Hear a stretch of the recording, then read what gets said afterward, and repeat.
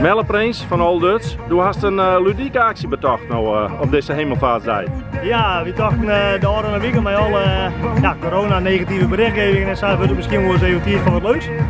Dus we zijn bij Klein begonnen met onze afval- en bezorgmaaltijden en dat slaat gewoon heel goed aan.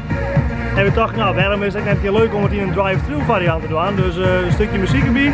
Meesten kunnen gewoon aanhalen. Ze kennen echt naar het parkeerterrein en dan zelf nog even een leuk verzoekje trouwen aan de DJ. Nou, de DJ die draait om het leven, die had de rookmachine erbij en de bellenblazers, dat is hartstikke leuk.